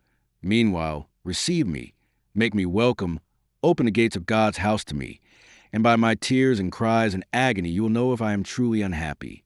Yes, said the superior, I realize from your accent and from your words that you have lost a man you love. Have you not?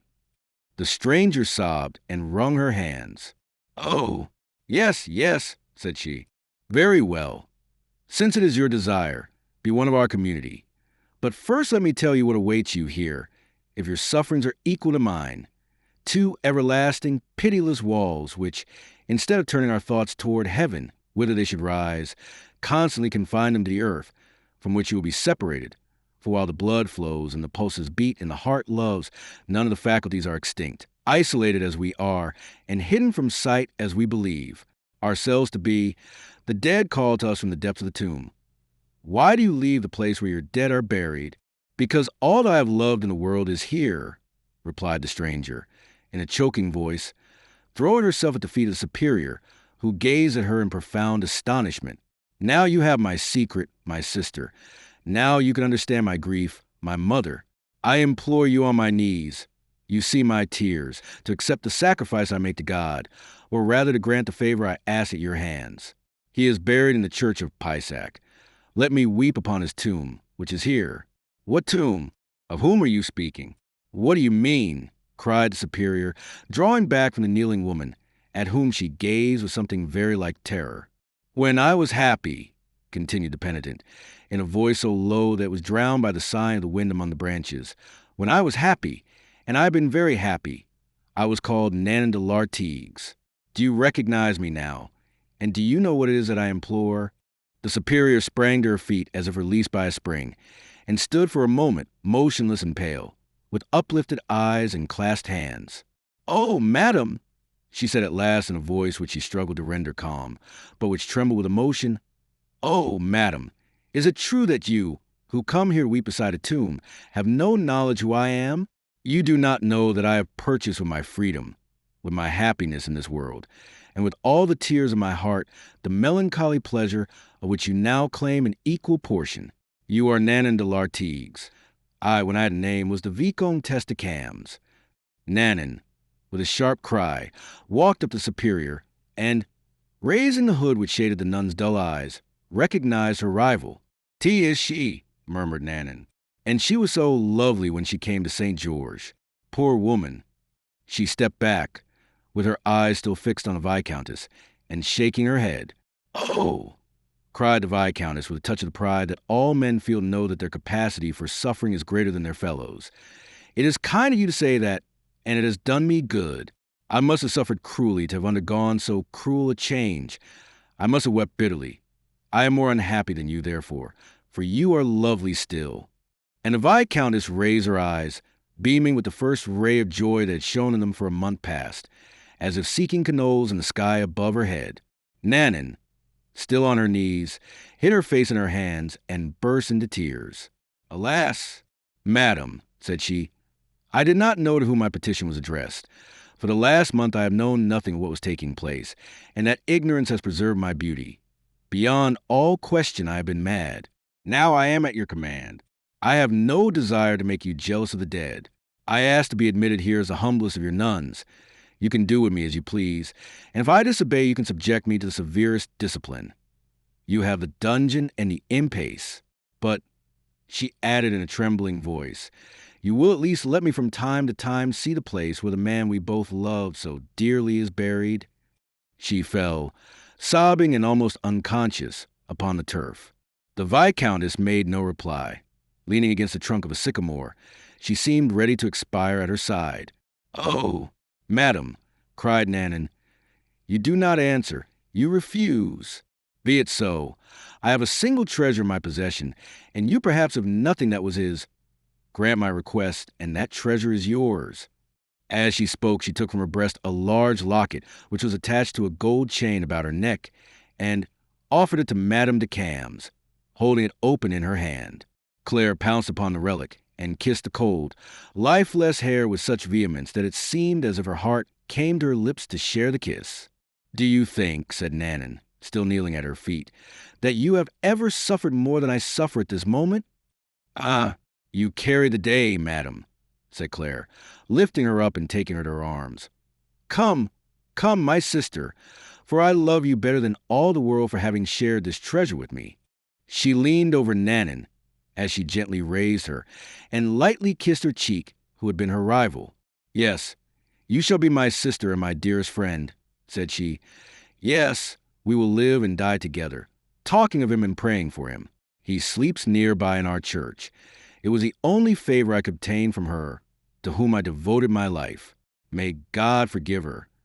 With that, Claire took Nanan's hand, and side by side, stepping so lightly that they scarcely bent the blades of grass beneath their feet, they walked to the clump of yew trees behind which the church was hidden. The Viscountess led Nanan to a chapel, in the center of which a simple stone stood up some 4 inches above the ground. A cross was carved upon the stone. The Viscountess pointed to it without speaking. Nanan knelt and kissed the cold marble. Claire leaned against the altar, kissing the lock of hair. The one was trying to accustom herself to the thought of death, the other to dream for the last time of life. A quarter of an hour after, the two women returned together to the house. Except to pray, they had not for an instant broken their woebegone silence. "Madam," said the Viscountess, "from this hour you have your cell in this convent. Would you like the one adjoining mine? We shall be separated less." "I thank you very humbly, madam," said Nanon, "for the offer, and I gratefully accept it. But before I leave the world forever, let me say farewell for the last time to my brother, who is waiting at the gate.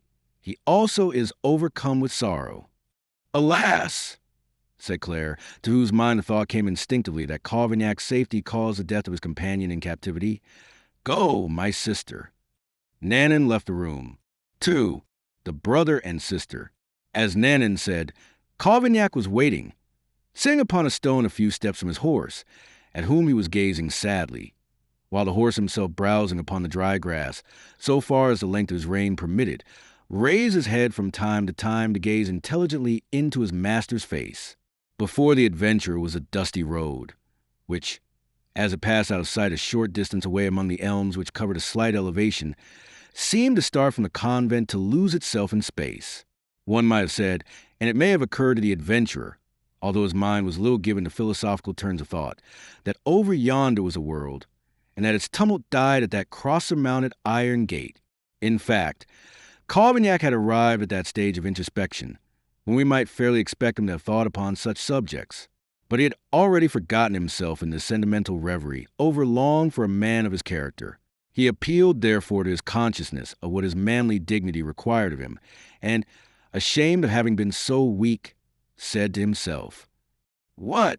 Should not I, who am so superior in mind to all these men of courage, be at least their equal in courage, or rather in lack of courage? Damnation! Richon is dead, beyond question. Quenouille is dead. That is equally true, but I am still alive, and after all, that, it seems to me, is the principal thing. Very good, but for the very reason that I am alive, I think, and when I think, I remember, and when I remember, I am sad. Poor Richon, such a gallant officer. Poor Quenouille, such a handsome fellow. Both hanged, and that by my fault, 10,000 devils. By the fault of Roland Carvagnac. Ouf! Tea is a sorry affair. I am choking. And with all the rest, my sister, who has not always had reason to applaud my acts, as she has no farther motive for humoring me. Now that Quenouille is dead and she has been fool enough to break with Monsieur d'Epernon, my sister has probably a deadly grudge against me, and as soon as she has a moment to herself will take advantage of it to disinherit me during her lifetime. Sure it is that is the real source of my misfortunes, and not these infernal memories that haunt me. Quenouille, Richon, Quenouille. In God's name, have I not seen men die by hundreds, and were they anything more than men? But there are times all the same when, upon my honor, I believe I regret that I was not hanged with him. I should have died in good company at least, but who can say in what company I shall die now? At that moment the monastery clock struck 7. The sound recalled Carvagnac to himself, for he remembered that his sister bade him wait until 7 o'clock, and the bell announced that Nanon would soon appear, and he would be called upon to resume his role of comforter. The door opened immediately, in fact, and Nanon did appear. She walked across the little courtyard where Carvagnac might have waited had he chosen, strangers being privileged to enter there, for it had not yet become hallowed ground, although it could hardly be called a profane spot. But the adventurer preferred not to go so far, saying that the proximity of convents, especially of convents of women, gave him always unpleasant thoughts, and so he remained, as we have said, outside the gate upon the road. As he heard steps upon the sand, Carvagnac turned and saw Nanon, still separated from him by the barred gate. "Ah!" said he with a tremendous sigh. "Here you are at last, little sister. When I see one of these ghastly gates close upon a poor woman, I always think of the door of the tomb closing upon a dead man, and I no more expect to see the one again without her novice's frock than the other without his winding sheet." Nanon smiled sadly. "Good," said Carvagnac. "You have ceased to weep? That's a point gained." "True," said Nanon. "I can weep no more. But you can still smile, and that's much better. By your leave we'll go now, shall we not? I don't know why it is, but this place awakens all sorts of thoughts in my mind. Salutary." Salutary indeed. Is that what you call them? However, we won't discuss the matter, and I am delighted that you think them so. You have laid in a goodly store of the same kind. I trust, dear sister, and will have no occasion come hither in search of more for a long while. Nanan did not reply. She was thinking. Among these salutary thoughts, Cavaignac ventured to suggest, I trust that you have cultivated forgetfulness of injuries done you. Forgiveness, at least, if not forgetfulness. I should prefer the other, but no matter. One must not be too exacting when one is in the wrong. You forgive the wrong I have done you, little sister? It is all forgiven. Ah, you delight me beyond expression. Henceforth, then, you'll feel no repugnance at the sight of me. Not only no repugnance, but great pleasure. Pleasure? Yes, my friend. Your friend. Ah, Nanan, that is a title that pleases me, for you are under no compulsion to bestow it on me, while you are compelled to call me your brother. So you can endure to have me near you. Oh, I do not say that, replied Nanan. Certain things are impossible. We must both recognize that. I understand, said Cavaignac, with a sigh of greater proportions than the first. Exiled. You exile me. Isn't that what it amounts to? I am to see you no more. Very well. Although it a very painful thing for me to see you no more, upon my honor, Nanan, still I know that I deserve it, and I have brought it upon myself. Moreover, what is there for me to do in France, now that peace is made, Guyenne pacified, and the Queen and Madame de Condé are the best friends in the world? You see, I am no such fool as to fancy that I am in the good graces of either of the two princesses. So the best thing I can do is to go into exile, as you say. Bid farewell to the wanderer, little sister. There is war in Africa. Monsieur de Beaufort is going to fight the heathen, and I will go with him. To tell the truth, it's not that the heathen do not seem to me to be 1,000 times nearer right than the faithful, but that's for kings to decide, not for us. I may be killed over yonder, and that's all I ask. I will go. You will hate me less when you know I am dead. Nanan, who had listened to this flow of words with lowered head, raised her great eyes to Cavaignac's face. Do you mean this? She asked. What? This that you say you are contemplating, brother. Cavaignac had allowed himself to be drawn into this long harangue, like a man accustomed to warm himself up at the sound of his own voice in default of real feeling. Nanan's question called him back to the actual, and he bethought himself how he could descend from that fine frenzy to something more commonplace, but more businesslike. Well, yes, little sister, said he. I swear, by what? I know not. Look you, I swear, FOI de Cavaignac, that I am really sad and unhappy since Ricken's death, and, in fact, sitting there on that stone just now, I used numberless arguments to harden my heart, which I had never heard of until now, but which now is not content to beat, but talks and cries and weeps. Tell me, Nanan, is that what you call remorse? The appeal was so natural and pitiful, despite its burlesque savagery, that Nanan realized that it came from the bottom of the heart. Yes, said she, it is remorse, and you are a better man than I thought. Very well. If it is remorse, here goes for the African campaign. You'll give me a trifle to cover the expense of the journey and my equipment, won't you, little sister? Would I could carry away all your grief with my own. You will not go away, my friend, said Nanan, but you will live henceforth as prosperously as those most favored by destiny. For 10 years you have straggled with poverty. I say nothing of the risks you have run, for they are incident to the life of a soldier. On this last occasion your life was saved where another's life was lost. It must have been God's will that you should live, and it is my desire, quite in accord with his will, that your life from this day on shall be happy. What a way you have of saying that, little sister. Pray, what do you mean by it? I mean that you are to go to my house at Libourne before it is pillaged. There you will find in the secret cupboard behind my Venetian mirror. In the secret cupboard? Queried Cavaignac. Yes, you know it well, do you not? Said Nanan with a feeble smile. You took 200 pistoles from it last month, didn't you? Nanan, do me the justice to admit that I might have taken more had I wished, for the cupboard was filled with gold, but I took no more than the sum that I actually needed. That is true, said Nanan, and I am only too glad to bear witness to it, if it excuses you in your own eyes. Cavaignac blushed and hung his head. Mon Dieu, said Nanon. Think no more about it. You know that I forgive you. What proof have I? This. You will go to Libourne. You will open the cupboard, and you will find there all of my fortune that I was able to turn into money, 20,000 crowns in gold. What shall I do with them? Take them. But to whom are the 20,000 crowns belong? To you, my brother.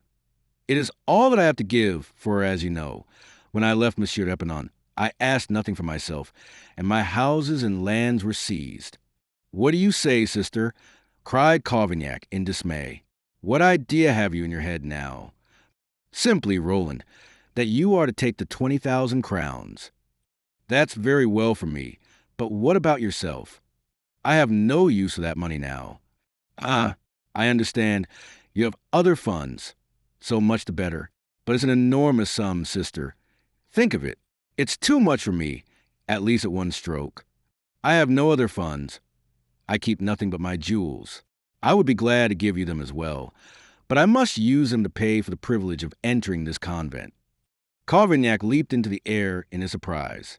This convent, he cried. You, my dear sister, propose to enter a convent? Yes, dear brother.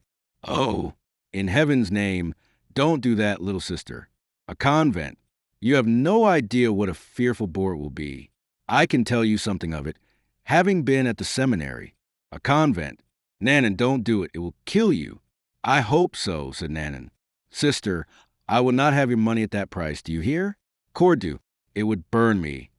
Roland, rejoined Nanon, my purpose in entering here is not to make you rich, but to secure happiness for myself. But it's stark madness, said Cavaignac. I am your brother Nanon, and I won't allow it. My heart is already here, Roland. What would my body do elsewhere? It's frightful to think of. Oh, Nanon, dear sister, in pity's name. Not a word more, Roland. You understand me? The money is yours. Make good use of it, for your poor Nanon will no longer be at hand to give you more, perforce or willingly. But what have I ever done for you that you should be so kind to me? The only thing I could have asked you to do, in bringing me what you did from Bordeaux the night that he died, and I could not die. Ah, yes, I remember. The lock of hair. The adventurer hung his head. He felt an unfamiliar sensation in his eye, and put his hand to it. Another would weep, said he. I do not know how to weep, but upon my soul, I suffer as much, if not more. Adieu, brother, said Nanon, offering him her hand. No, no, no, said Cavaignac. I will never say adieu to you of my free will. Is it fear that drives you into the convent? If so, we will leave Guyenne and travel the world over together. I too have an arrow in my heart, which I shall carry with me wherever I go, and the pain it causes me will help me to sympathize with your pain. You will talk to me of him, and I will talk to you of Riccon. You will weep, and perhaps I shall succeed in weeping too, and it will do me good. Would you like to go to some desert island? I will serve you, faithfully and with deep respect, for you are a saint. Would you like me to be a monk? I confess that I can't do that. But do not enter the convent. Do not say adieu to me. Adieu, dear brother. Would you like to remain in Guyenne, despite the Bordelais, despite the Gascons, despite the whole world? I no longer have my company, but I still have Ferguson, Barabbas, and Caratel. We four can do many things. We will be your bodyguard, and the queen herself will not be so well guarded. And if they ever get at you, if ever a hair of your head is injured, you can safely say, they're all four dead, requiescent in pace. Adieu, said Nanon. Cavaignac was about to resort to some fresh appeal, when they heard the rumbling of a carriage upon the road. An outrider in the queen's livery was galloping ahead. What is all this? Said Cavaignac, turning his face toward the road, but without releasing his sister's hand, which he held through the bars. The carriage, built according to fashion then in vogue, with massive armorial bearings and open panels, was drawn by 6 horses and contained 8 persons, with a whole household of lackeys and pages. Behind came guards and mounted courtiers.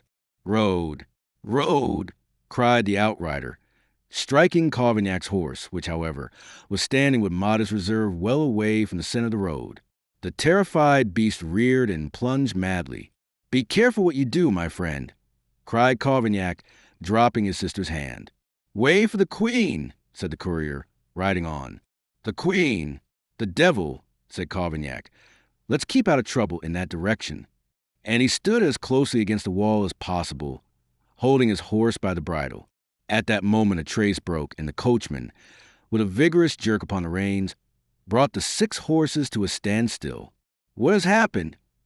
Asked a voice with a noticeable Italian accent. Why do you stop? A trace is broken, monsieur, replied the coachman. Open the door! Open the door! Cried the same voice. The footman obeyed, but before the steps were lowered, the man with the Italian accent was already on the ground. Aha! Il Signor Mazarini, said Cavaignac. He evidently didn't wait to be asked to alight first. After him came the Queen. After the Queen, Monsieur de la Rochefoucauld. Cavaignac rubbed his eyes. After Monsieur de la Rochefoucauld, Monsieur d'Epernon. Ah, said the adventurer. Why wasn't that brother-in-law hanged instead of the other? After Monsieur d'Epernon, Monsieur de la Meilleraie. After Monsieur de la Meilleraie, the Duc de Bouillon. Then 2 maids of honor. I knew that they had ceased to fight, said Cavaignac, but I had no idea they were so thoroughly reconciled. Messrs, said the Queen, instead of waiting here until the trace is mended, suppose we walk on a little way. The weather is so beautiful and the air so fresh. At your Majesty's service, said Monsieur de la Rochefoucauld, bowing. Walk beside me, Duke, and repeat some of your excellent maxims. You must have devised a great number of them since we met. Lean on my arm, Duke, said Mazarin to Monsieur de Bouillon. I know that you have the gout. Monsieur d'Epernon and Monsieur de la Meilleraie closed the procession, talking with the maids of honor. The whole party were laughing merrily together in the warm rays of the setting sun, like a party of friends out for a holiday. Is it far from here to Bourcy? The Queen asked. You should be able to tell me, Monsieur de la Rochefoucauld. You have studied the country so thoroughly. 3 leagues, madam. We shall certainly be there before 9 o'clock. Very good. And tomorrow you will start off early in the morning, and say to our dear cousin, Madame de Condé, that we shall be happy to see her. Your Majesty, said the Duc d'Epernon, did you see the comely cavalier who turned his face to the wall, and the lovely dame who disappeared when we alighted? Yes, said the Queen. I saw them both. It seems that the nuns know how to enjoy themselves at the convent of St. Trégon de Peyssac. At that moment the carriage drove rapidly up behind the illustrious promenaders, who were already some distance beyond the convent. Let us not weary ourselves, gentlemen, said the Queen. The King, you know, is to entertain us with music this evening. The whole party re-entered the carriage and drove away with shouts of laughter, which were soon drowned by the rumbling of the wheels. Cavaignac followed the carriage with his eyes, reflecting deeply upon the terrible contrast between their noisy gaiety and the mute sorrow within the walls of the convent. When the carriage had passed out of sight, he said, I am glad to know one thing, and that is that, bad as I am, there are people who are worse than I, and by Mary's death, I propose to try to make it true that there is nobody better than I. I am rich now, and it will be an easy matter. He turned to take leave of Nanon, but she had disappeared. Thereupon, with a sigh, he mounted his horse, cast a last glance at the convent, started off at a gallop on the Libourne road, and disappeared in the opposite direction to that taken by the carriage containing the illustrious personages who have played leading parts in this narrative. Perhaps we shall meet them again some day. The pretended peace, but ill-cemented by the blood of Riccon and Canolles, was a mere truce, and the war of women was not yet at an end.